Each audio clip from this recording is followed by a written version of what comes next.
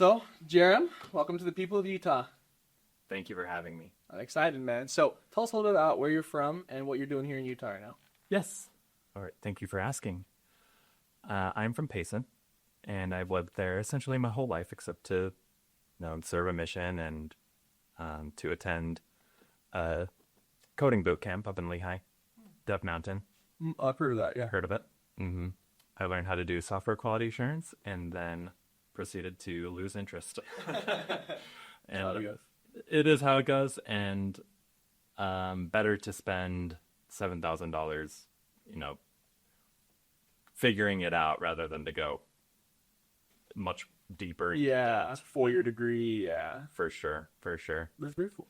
But as for myself, I'm not currently attending school, and I have no plans or concrete plans for a bachelor's degree or anything like that. Mm-hmm. Currently, I teach computers and STEM at an elementary school. That's awesome. Okay, how long have you been teaching for? I just completed my 3rd year. Right on. Okay. So you're from Payson, you said? Payson. Awesome. Okay, cool. Utah County guy. That's sweet. A little bit, yeah. Gotcha. So when you did the Dev Mountain Boot Camp and stuff, why did you end up not liking the software quality assurance thing?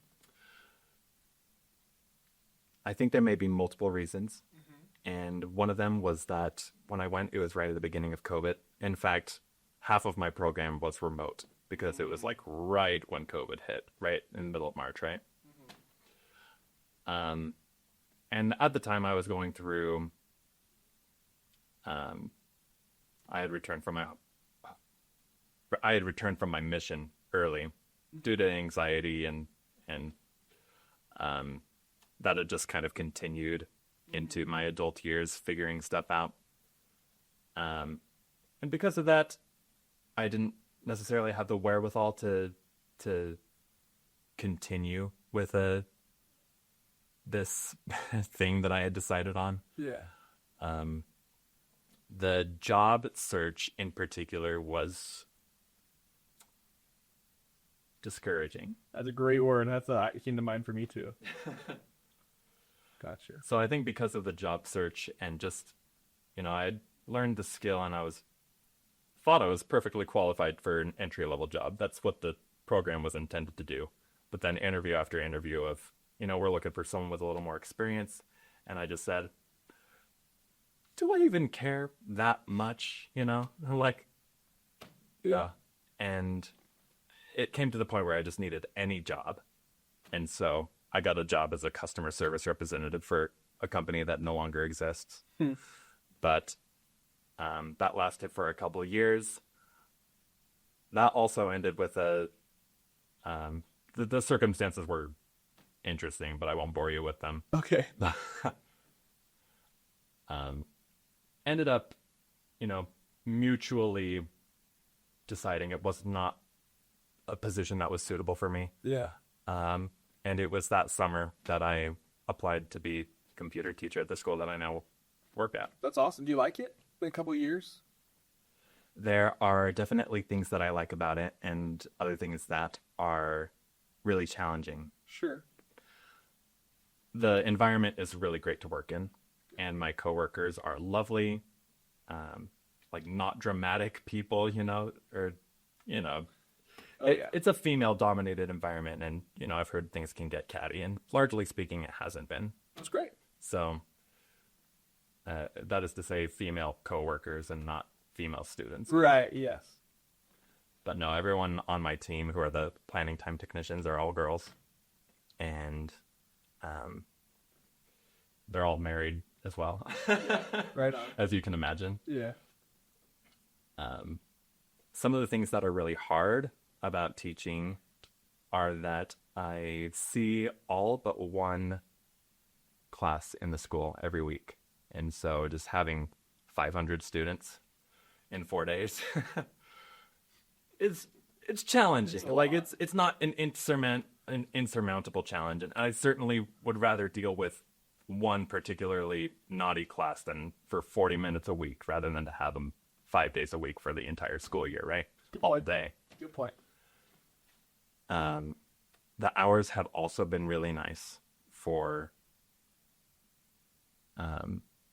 going home and doing personal projects or just learning Yeah. whatever I want to do and get into video editing with my stream that I do with my buddy, and we've just like taken our VODs and basically made them into like YouTube poops. I don't know if you're Right familiar on. with. Yeah, that's awesome, dude. That's so funny. Yeah, it's been a lot of fun to do that, and I think I might need a new question. I've been rambling for a while. Oh, you're good. That's what I like to hear, man. I just love to, just shoot the breeze with you and get to know you more as a person in Utah. So that's cool. One thing you mentioned, dude, that I had experienced myself too, with like the job search in tech is just so brutal, discouraging, like you said. Mm-hmm. It's so funny that like these entry level jobs are like 3 to 5 years of experience. It's like, wait a minute, where do you get the experience of this is an entry level job, right? And it's so competitive, dude. There's like jobs on LinkedIn. It's like posted an hour ago, 100 people applied. I'm like, okay, like well, my options are I can either like, get a job that I don't need a degree for, or I can, continue to pursue this skill and get other certifications to add on to my experience. Exactly. Or I can start my own thing, which is what I've been trying to do, trying to figure out like what am I good at? What kind of comes naturally to me. Yeah. What do you mean start your own thing? Like your own business, your own like computer thingy? What do you got? I'd like to think that I am not a computer oriented person. Even though I like totally am. Like I'm like I can do so many things on computers. It's like if you like look at my list on paper, you'd be like, you're a techie. What are you talking about? Yeah. But what really matters to me and what I want to do with my life is to work with people. That's cool. What living the dream looks like for me would actually be like talking to a group of people on a stage. I love public speaking. Okay. But I don't know if that's weird to say. It's kind of no, that's cool. Less common interest. Yeah, that's not very common. It's like a big fear for most people, so that's interesting. It is. Might talk about that more later, but talking about social skills is like what I want to do. Okay. What do you think of that? I like that. And usually people who are like really good with, I don't know, maybe it's just stereotype. People who are really good with like, tech stuff and computers and coding are usually not the big public speaking type, right? I feel like stereotypically it's usually the people who like to be by themselves and just be with the computer, right? Sure. The fact that you can have both, that's really cool actually. And so what you're doing, right, is you're interacting with hundreds of kids and you have your computer stuff with it. So like, you're in a good spot and it's a good experience for you to grow and stuff. I like that. Yeah. In a way, I'm kind of perfect for the job that I'm in right now, but it's not giving me enough. Right. Where I can't even afford to move out of my parents' house, right? Let alone like do the things that I want to do. I want to be a provider for a family, Yeah. I want to be able to give to my community. I like that. So when you mention like public speaking and that sort of thing, have you always been interested in that? Did something spark that? What kind of public speaking events and experience do you have? Well, thank you. That's a really good question. I started breaking out of kind of my bubble in about 2021. That's when I joined my ward, my young single adult ward, and started to really improve in my social anxiety, like overcoming. And what else? I started like going to game nights, and then started having karaoke parties. Nice. Yeah. Great way to get out of social anxiety. Singing in front of people is tough for anybody. It is extremely hard. Yeah. But just like doing it over and over. And I remember the very first karaoke party I had, I was like, I recognize people are coming to this and they're not going to be any more comfortable than I am. So I'm freaking hosting, Yeah. Like, yeah. And so I just decided to do like the goofiest song I could possibly do. Secret Area from Battle Block Theater. Nice. I actually have played that game, so I do know that. Gosh. That's awesome, dude. That's so funny. Yeah. But yeah, just the premise of having like 2.5 minutes of gibberish memorized and then performing that and really silly and like really lightened up the mood and got people like, oh yeah, this is like, it's not supposed to be serious. This isn't a competition. That's true. It does require somebody to kind of put themselves out there to really set the tone. Because if the first person up there is like some great singer, it's like, oh man, now the vibes of the karaoke is like a competition almost. That's true. That's a good point. Yeah. That's why I usually try to go first and then trust, you know. So I'm a decent singer. I'd like to think I am. But I try not to, you know, make it too serious. yeah, that's right.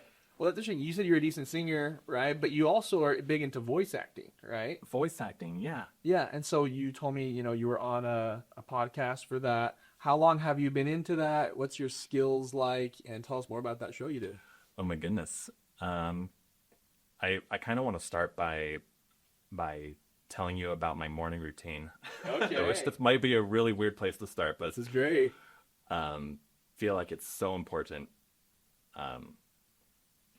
At the end of last year, I had a friend in my young single adult ward who's a female, and I asked her out on a date, and she said no.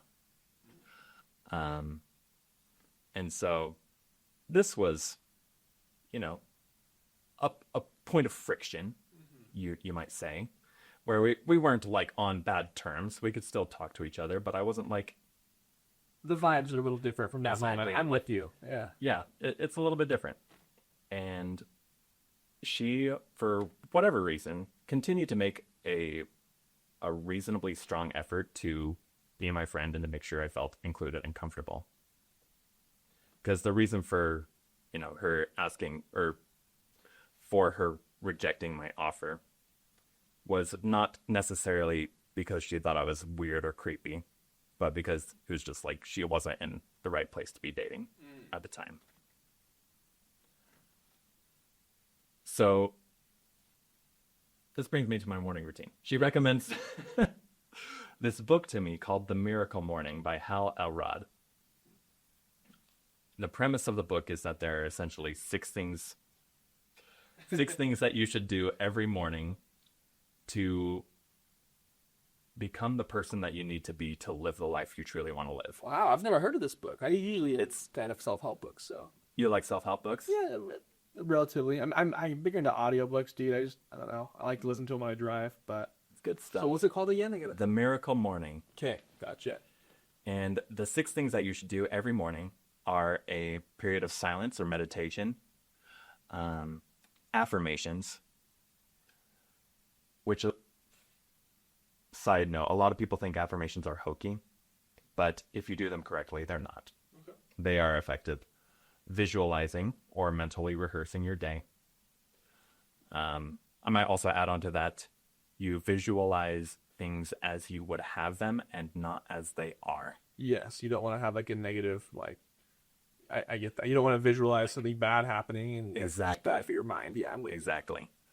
The last three things are exercise, reading, and writing. As for myself, I keep a prayer journal right on my couch. So in case I have a thought that I need to write down, it's there and I can. But I always make an effort to record in my journal at the end of the day to make sure that, well, journaling is just so good for you. Like, Yes. I don't know if I need to sell it to you, but yeah, I make an effort to write usually at the end of the day. I wish I had such better routines, man. Like I feel like all the self-help books, all the big whatever names and people out there talk about the importance of having routines and journaling and stuff. And I'm very inconsistent, but I acknowledge how great it is, and I try to do it when I can. But this morning routine, these six things. What is like the timeline? How long does it take you to have your perfect morning and do all these things? Is it like an hour long? Is it less than that? More? As for myself, Yes. and the book definitely talks about like you can customize it to your own routine. I spend about 3.5 hours to not only do those things, but to feed myself and to shower and to practice piano Nice. or to work on a personal project before I start work. So, yeah, they say because you also are working. So, what time are you waking up to do all this, man? My workday starts at 11 in the morning. Okay, so it's not And so, huge, but I'm not super rigorous. I would like to join the 5 a.m. club. I have heard of that book and that concept as well. I'm still working on that, but It's not ridiculously early. That's not ridiculously. No, Okay. it's usually been about 7. okay. Cool. Cool. A very solid routine, man. I love that. Yeah, thank you. awesome. It's brought so much enrichment to my life. Even just the practice of going to bed at the same time and waking up at the same time has done me a lot of favors. Yeah, I'm sure it's great for your body and your mind. Yeah. So this has been your routine for like just starting this year, right? Like starting this year. Good to know. Okay, and you're already seeing fruits and loving it. Yeah, yeah. And one of those fruits has been voice acting. Oh yes. Part of the affirmation that I told myself every day for the first 3 months of the year about until I started writing my own affirmations was that I am committed to scheduling and following through today on the necessary actions that will ensure that I create the extraordinary life I deserve to live. Nice. And just repeating that to myself every day, it didn't take very long. It maybe took like a couple weeks of just saying this to myself and thinking, I've been meaning to get into voice acting for a while. I have a friend who I can reach out to who's an actor. Maybe she has a lead. And so I reached out to her. I just sent her an email. I was like, hey, how are you doing? I'm wondering if you have any more voice acting things. And she led me to her cousin who was doing that audio drama and ended up getting the part. And it has been super fun. And just finished setting up my voice studio at my own house last Saturday. Nice. Okay. Not 2 days ago, but like the other week. Okay. Cool. But yeah, just the power of just getting up and doing it, you I know. love that. Yeah. No, that's real. I appreciate that a lot. Of course. I want to talk about, you mentioned your mission and like anxiety being a big part of your life and stuff. And it sounds like you've been intentional with working on that, especially social anxiety stuff.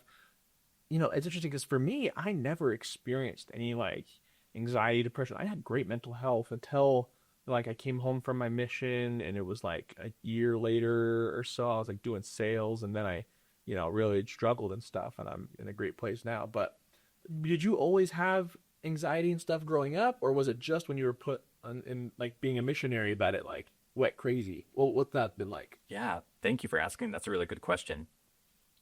I would say my journey of anxiety, I struggled mildly with depression throughout high school. Junior high, I was actually like kind of crazy with it. I was like, I'll lighten the world. Yeah, I was like, yeah, let's do this. And high school kind of came, and that started to fall off a little bit more as I, oddly, I think this is perfectly reasonable. Actually, it was just like I had put way too much stock into what girls think of me. Yeah. Yeah. And because I wasn't getting the validation, that reflected on my, I allowed that to reflect on how I thought about myself. I would say that's about where the anxiety began. And my senior year of high school came. Before that, I had been like, if I could go on a mission today, like I would go, and like no problem. Senior year comes, and I'm like, I don't know if I can do this at the end of this year, because that's when my timeline was. I was planning to serve a mission right after high school.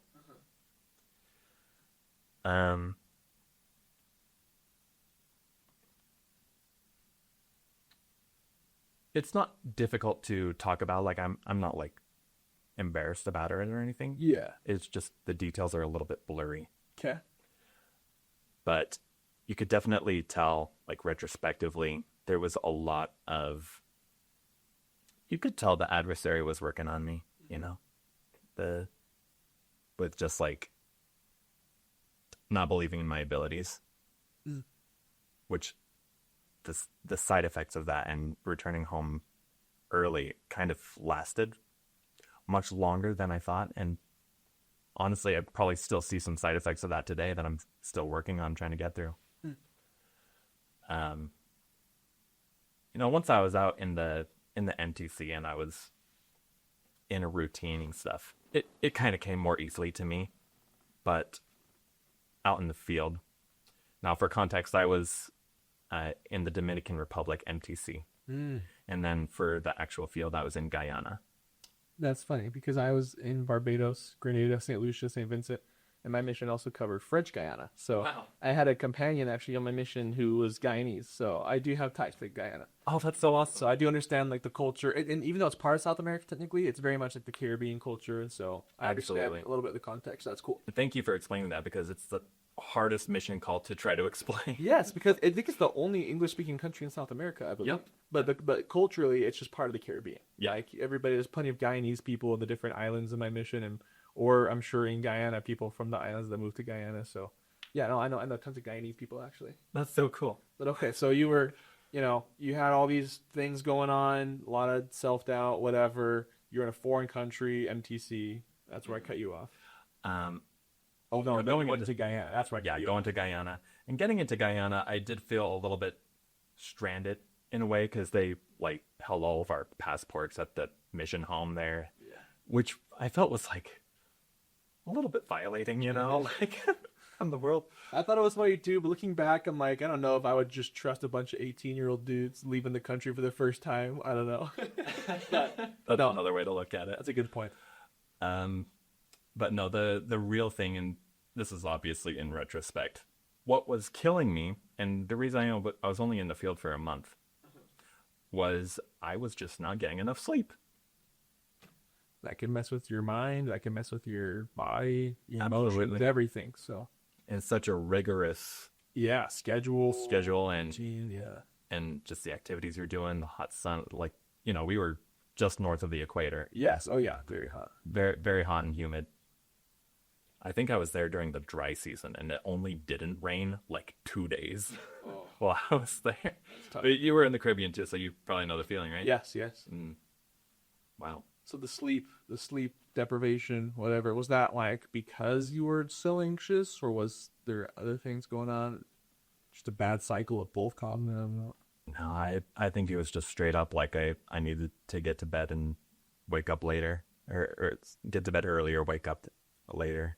Just not recovering from the previous day, and that led to a downward spiral. Yeah, valid. I mean, there's plenty of times where I'd wake up and my morning exercise would be me going into the living room with my companion while he exercised, and I just caught up on sleep a little bit. You know what I mean? Like there's plenty of times I had to do that too, because yeah, man, it's tough, and it's hard to have like a one size fits all rule when everybody's so different and has different individual needs, right? Like it's just everything. Yeah, Absolutely, and that brings up another added stressor was that my companion, who I very much love and admire, was obedient almost to like fault.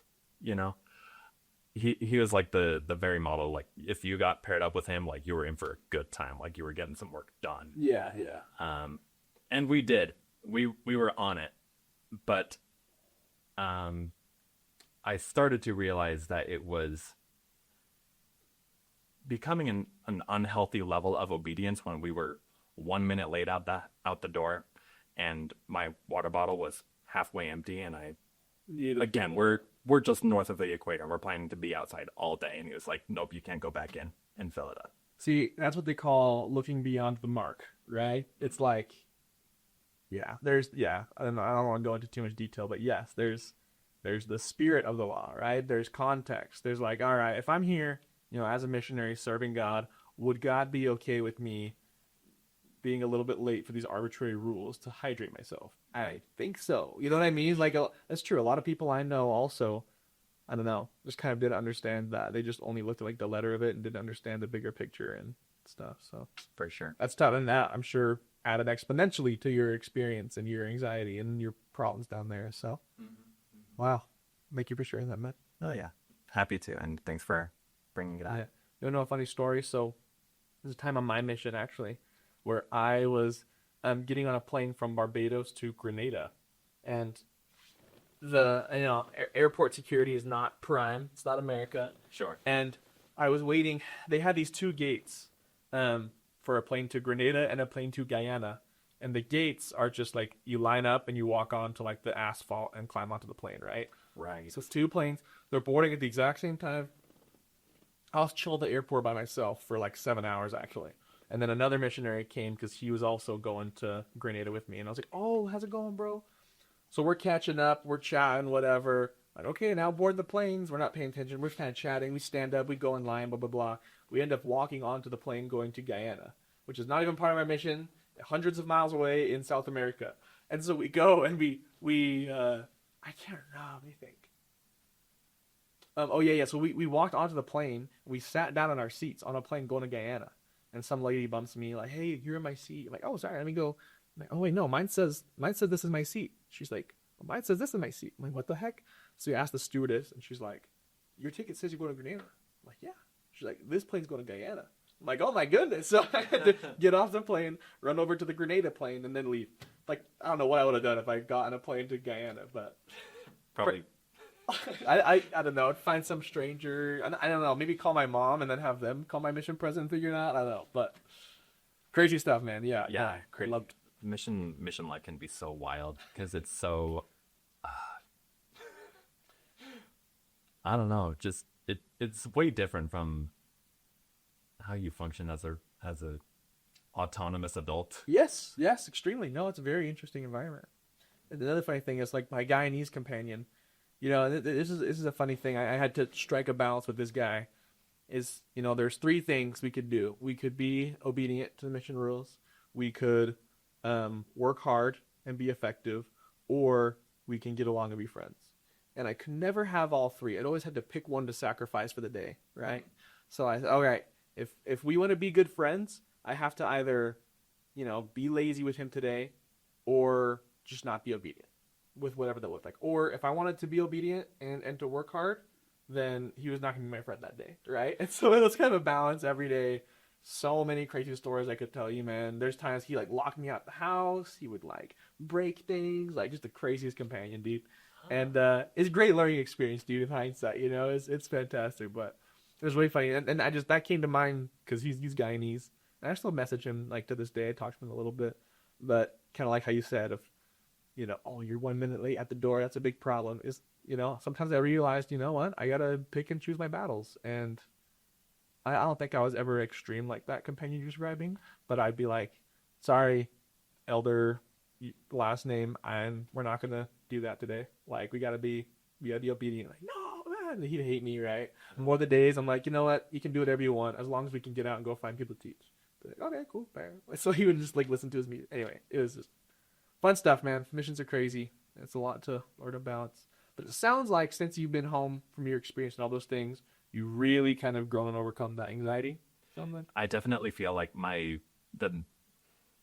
two things. Yes. The mission experience I was supposed to have, or at least, the growth that I would have experienced on my mission, I experienced in my young single adult ward. I had a pretty amazing run as the ward choir director of all callings. That was the one that was just home run. Heck yeah, dude. Yeah. We had some amazing musical numbers, and I don't know, I feel like I really made an impact with that calling. Mm-hmm. Not that was the only thing, and I just got called to be second counselor in my eldest quorum presidency. So, still serving, still happy to serve, still growing, obviously. But during those 2 years that I was home and where I would have been out on my mission had I not come home, I had to be home because my sister was also returning home from her mission that December. Nice. And she had a very rough mission experience. I had to be home so that I could support her, as well as my other sister who was dealing with some stuff with just previous traumas and stuff like that. Mm-hmm. And also, I don't really have a problem sharing this, but it was a little more personal. Mm-hmm. At the end, if I had stayed out the whole time, and I get home in 2020, I would have had about 2 months to spend with my grandma before she passed away. And so I had to be home to have that time with her as well. Yeah. and your sisters. So that's cool. That's really Multiple things. That's good. You can recognize that in hindsight, right? You can never know in the moment, but later you're like, Absolutely. "Oh, I'm glad that worked out the way it did." Yeah, yeah. And that's kind of having experiences like that has led to a philosophy of just like, I don't know everything right now. This is kind of an interesting day to be doing this podcast because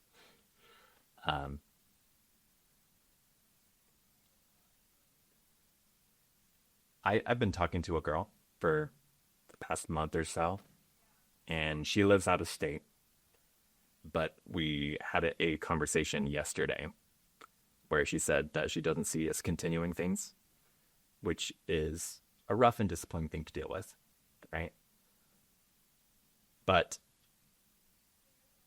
the things that I've been doing this year have been strengthening me in such a way where it's like I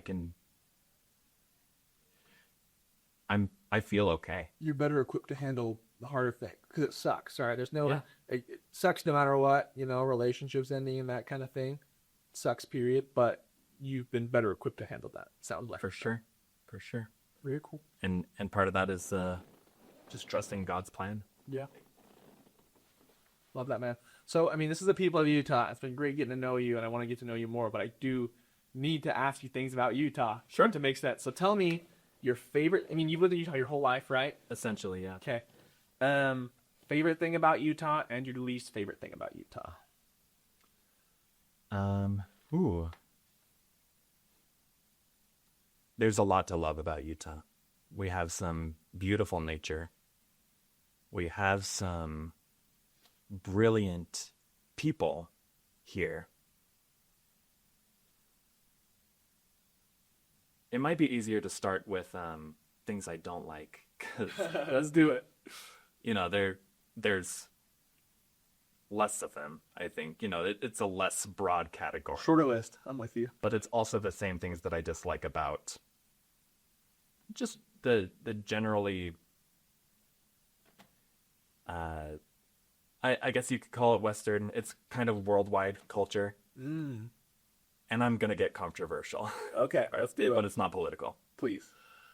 I'm going to get assassinated for this. Dog culture. Dogs. Out of hand. You think that's a Utah specific thing or just like a Western society type of thing? I would say that's more of like a Western Okay. society, or maybe even Eastern. Like, I just haven't been to Eastern countries, so Okay. I don't know. So dog culture. Expound on that. What do you mean? Yes. I think that the level of appreciation for dogs in particular has reached idol worship status. And part of my being able to see that is also realizing that I am generally afflicted by other people owning dogs. In that they prevent me from sleeping in my house when I want or need to, right? And also, I just shouldn't have to hear your dog in my house ever. That's funny. But obviously, I don't have a problem with people liking dogs. I just think that they are A lot of negative dog experiences in your life. definitely, Okay. definitely. What do you make of that? And how does your opinion Yeah, I mean, relate or differ? personally, like I am not a fan of pets at all. I don't ever want to have a dog or a cat. Growing up, we did have a dog and a cat. I don't know, like I'm glad that people can appreciate them and it's great for them. And I do enjoy interacting with other people's pets. I just don't see the value in owning and taking care of one of my own. I also get that like you're at home and you can't sleep because of someone else's pet. I can understand why that would be frustrating, right? Versus like your own pet. It's like, well, I made my bed, I gotta sleep in it. You know what I mean? Right. But no, yeah, I agree to that to some extent. I don't want to ever own my own, but I can appreciate other people's pets and that's Sure. So I like that. I gotcha. Is it specifically dogs or is it just like I've never been woken up by a cat. that makes sense? Okay, so it is your negative experience with dogs. That's so funny. I have been kept up by a cat. It was my own cat. She was in heat. Yeah, it was bugging You me. know. So I'm not saying like cats are perfect or anything, But man, dogs suck for everyone. Typically dog. That's funny. I'm guessing you never had a dog growing up at all. Eh? No. Okay, gotcha. And you don't have any intention. Say again. You don't have any intention to. No, it's I feel like compromise has to be made in marriage and stuff like that, but generally speaking, I don't feel like I have to get married to someone who needs to have a dog. Yeah. I think that would be a high stress, a high source of stress. Yeah, I think the only scenario I get a dog is if like the kids and wife are totally on board with that, and I'm like, all right, but. And then I take no craps from it, like that's funny you said that. There was a time where my dad didn't want a dog, and when I was a kid, my mom came home with like a puppy because all the other kids were begging for it. My dad's like, okay, then. And like the newborn puppy like pooped in their room or something, and my dad, just to make a statement, again, this is not marriage advice for anybody, but he just like, dang, that sucks, and he just like didn't clean it up, and he knew it was there, but he just said, not my dog, whatever. And then my mom found out, like, you knew that he pooped in a room an hour ago and didn't do anything, and he's like, oh, I didn't want the dog, blah, blah, blah. So it's like, exactly. I'm like, dude, that's tough, but I can kind of understand that. And there's also a big difference between like well-trained dogs, like well-trained and well-behaved dogs. My sister-in-law and my brother-in-law both have a dog each, and they've done like some serious, like, expensive quality training. And it's like I guess it is a service dog too, but they do like the sports with the dogs, insanely obedient dogs. Like it won't bark and bug people. If it's gonna interact with somebody, the magic word from the owner, it behaves. So I guess there is something to be said for well-trained dogs also playing a role in opinions of dogs. But yeah, I have no problem with anyone owning a well-trained dog. Yeah. And it's the people who believe that dogs are perfect and, God's gift to humanity that are the ones that are letting their dog just bark outside all night or day. And that's why I say it has reached idol worship status for some people. People just think that, like, dogs can't do wrong. And it's like, sure, it's an animal. Like, it doesn't have accountability. Yeah. But people do. Yeah. And if you are going to... I don't know. I don't see dogs or some people's dogs as much more than just like neighborhood waking alarm clock, Yeah. Yeah. But if I had to give a gift to the world, it would be a neighborhood where dogs are not allowed. I wonder if that exists, because you know how they do have like gated communities for older people with certain rules and stuff. It's like almost HOA type of thing. I wonder if there are like residential neighborhoods like that out there. It's a good question. I wouldn't know too much about it, but I feel like the nearest one is in like Afghanistan or something. If they ever opened up one, that's where you're moving. It sounds like. At least I can sleep there. Yeah. I know. Is there anything else about Utah on your dislike list? Dislike. I would say there's room for improvement, and it's just a fact of culture that we've kind of come to accept. As members of the church, we've been told to minister. Mm-hmm. But largely speaking, it doesn't get done. I don't know if that's been experienced in your ward or in just your experience in general. Yeah, no, I've not been on top of that at all, dude. Once it went from home teaching to ministering, I have dropped the ball, and so have most people, I think. Yeah, and I don't think it's because there's something wrong with us necessarily. Yeah. I think it's a result of a culture of, we're very tribal, and our tribes are very small nowadays, where we are willing to exile people for thinking differently from you, Well said. Yeah. And I think that, based on things that President Nelson has said, as well as just my own opinion, that is not who we are meant to be. That's way cool. And I think about that a bigger picture. Like, we are travel, and we like to exile people who think differently. That is very interesting. I think that has, I don't know if it's just social media making me think this or if it is reality, but I feel like that's just been increasing and exacerbated the last several years is, like cancel culture or whatever. But it's just like the fact that, like, I don't know, if you disagree with someone, you can't have a conversation, you can't be friends, you can't interact with them. It's so true. It's very interesting because and that's a big thing I love about my podcast too, is getting to interview people and hear things and just talk with people and get to know people. I might completely disagree with them about something, but I do like to know why they think what they think. And it's also just awesome because I'm like, oh, dude, I think you're crazy. I don't agree with you at all, but you're cool. And I like it. You know what I mean? It's like having those interactions with people. It's so interesting. And I think it's a lot less common. Like you said, we like to X out people too easily for thinking differently. And it's so, do you ever wonder if like the reason that we are so willing to exile people is because it's so easy? Yes, natural. Yeah, because the way that we're interacting with each other now is largely online or through text. Yes, hiding behind a screen is Hiding behind a screen. a whole other thing. Yeah, Yeah. it's a great point. And so we aren't cultivating face-to-face relationships, which I get the feeling is a privilege that we are not living up to. Yeah. Yeah, I'd agree with that. It's also crazy just how like generation to generation things change, but even like how fast like the childhood growing up experience just changes over the years, right? It's like from me to my youngest sibling, right? I'm like watching the same couple of VHS tapes for years growing up. And then my same sibling, same generation, at that age has Netflix and Disney Plus at his disposal. You know what I mean? It's like it's very interesting, and that adds to the school interactions, right? Now we have an even better Google. We have like ChatGPT to ask things and look things up for us. It's like more video games, social media, like I don't know, all these different. It's just becoming so much more convenient to have our interactions digital versus personal. I think that also plays into.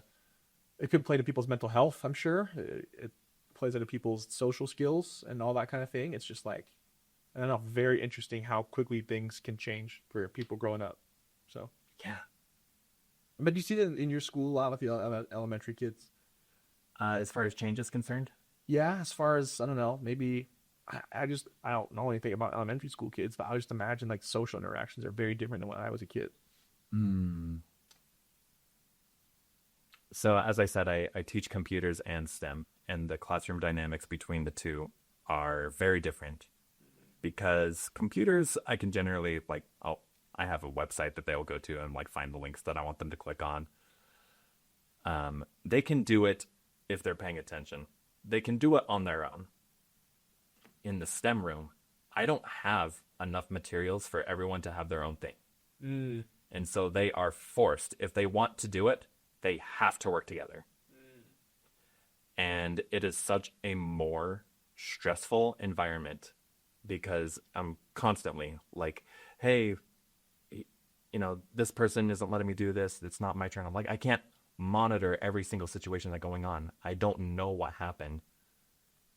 That's too bad. Sorry. Interesting. So you think collaboration among each other has been more strenuous? Possibly, but I've never been a teacher when I was their age. Right, yeah. It's so interesting. One thing that I think is a little bit more prominent is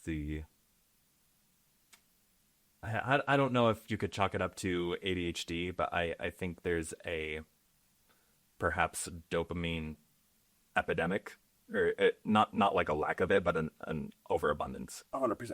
I'm with you all the way on that stuff. Yeah. And that's why I have to keep my lessons like 30 seconds or less, basically, because if it's longer than that, they will come off track and be impossible to rein in. Well, yeah. Why would my brain care? I can get the dopamine I need from a 10-second video. Why would I want to listen to you for 30 whole seconds, right? Sure. Versus like, in the past, in order to get that dopamine release for your brain, which is happening subconsciously, you don't realize. It's like you would have to lock in for something for a whole minute to get that dopamine in your brain. You know what I mean? And so it's like psychologically, subconsciously, why would we care to give our attention to anything more than 10 seconds when I can get those reward systems easier and quicker, right? And that just leads to a whole new array of problems. So Sure. I think teachers have it harder than ever, bro. I think it's crazy. Maybe they do. But like I said, and I don't claim to be the best teacher on the planet. Sure. And I think I'm really good in some areas, and I struggle in others. Curriculum, for example, like I can figure out websites for them to go on, but you know where I feel like I really excel? When a student comes to me with a situation, with a social situation specifically, and I tell them how I would navigate, or like how they should navigate it, instead of fixing it for them. Yeah. Smart. That is when I feel the most proud as a Smart. teacher. Yeah. You know what else is interesting? I think the way you teach kids and that sort of thing, fixing problems versus giving them the tools to do it. I think I don't know, I've said this forever, like the whole like teaching industry is so unfortunate and needs to have changes because I don't know. And I don't know the answers and the solution for this, but I wish that like teachers would be compensated way better and that the bar was also way higher because To become a teacher. yes, to become a teacher. Because I think it was Arizona recently where you don't even need like a college degree to be a oh, actually, I guess if you're a teacher, you don't need it here in Utah either. I don't know what kind of teacher it is, but I think you do in Utah, but Arizona, I might have to look into that because I'm like perfectly qualified. Yeah, exactly. I have more experience than the intern who was here teaching second grade, yeah. And it's just so interesting. It's like, and also I don't know if the problem is like, dude, these kids are so like snotty and hard to teach. No one wants that job, and so there's like a huge demand. Like, please, someone teach these kids. I don't know the industry, don't know the solutions, but I feel like ideally it'd be awesome if there was like higher qualification thresholds and consequently higher compensation thresholds, like any other industry. Sure. But I mean, I guess if most of it's government funded, perhaps that's a big part of the problem is that the government is not willing to allocate funds to the education system. I don't know the big picture, but Sure. I think there could be multiple levels to the issue. yeah, it's interesting stuff. But anyway, so Utah stuff. Got some of your favorite things, got some of your least favorite things. How about is there like a place you've eaten in Utah that you would recommend to everybody? That's just amazing.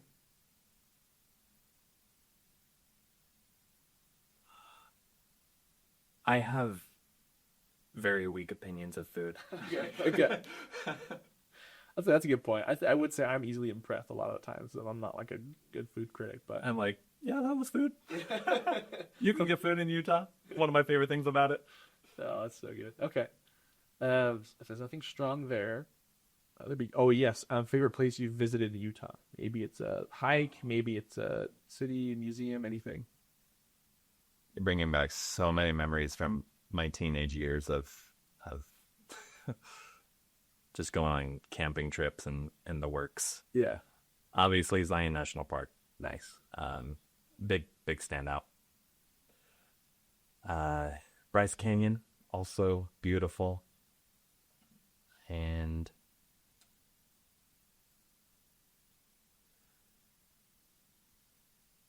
this might be an odd answer, but like my living room is like kind of the place for me to be. Nice. not- Well, that's good. That I don't think podcast viewers should visit there. yes. But no, I just genuinely really like being at home, and It's fantastic. it's a good place. It's so good to create a space like that for yourself. That's awesome, people. Okay. I love that. I love to have people over in it, and just I love hosting. Yeah. That's a good thing. Good. So I appreciate you opening up and sharing all these things with me, Jarom. Thank for being on. If there's, in closing, any piece of advice, if you could go back in time and give your younger self some advice, what point would you go back to, and what would you say to yourself? Oh.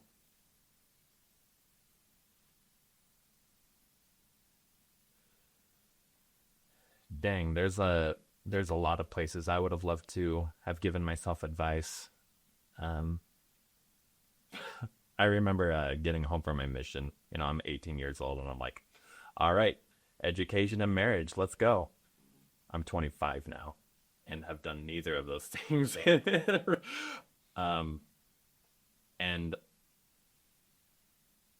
the thing that I'm feeling right now is to tell my 18-year-old self to shun comparisons. Just recognize that your life is going to be different. And that's okay. It's perfectly normal and natural. And you can't make an impact by doing the same thing that everyone else is doing.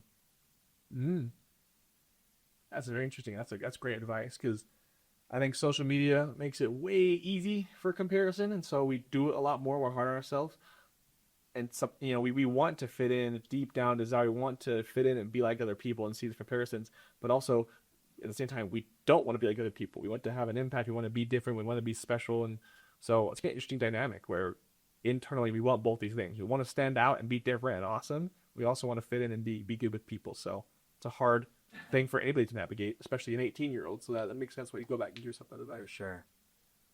Can I add on to that? Please, yeah. So much advice I want to give myself. But, I would have told him to read the Miracle Morning. Get that routine earlier. Yeah, get that morning routine, but also one of the premises of the book is to take accountability for everything in your life.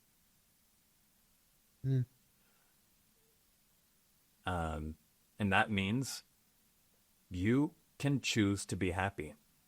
Take this situation with a girl from, super recent, last night. It's like, if I was here, like if I was a year younger today, I probably would have told you, like, hey, I think I need a day to just, like, can we reschedule? But just change your mind. You have permission to change your mind. You have the ability, you have the right, the privilege.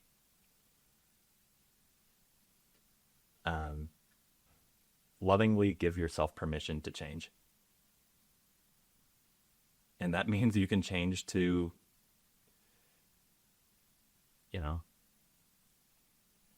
it's part of the affirmations, what I'm thinking. Like you don't necessarily lie to yourself and tell yourself that I'm happy, but you can tell yourself, I'm committed to doing these things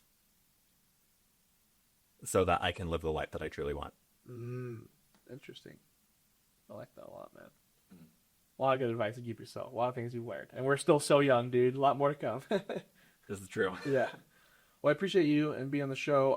We didn't talk about it, but I want people to be able to look you up. You do like streaming and stuff, right? Yes. Is it video games? Like you're on Twitch? Or is it like a YouTube channel? Okay. Yeah, twitch.tv/BacklogBros99. Backlog Bros 99. Okay, cool, bro. Well, once you get big and famous, come back on and we can dive into that. Interview more. too. Let's go, bro. Awesome. Well, it's good to meet you, man. Thank you for your time. And to you, James. Take it easy.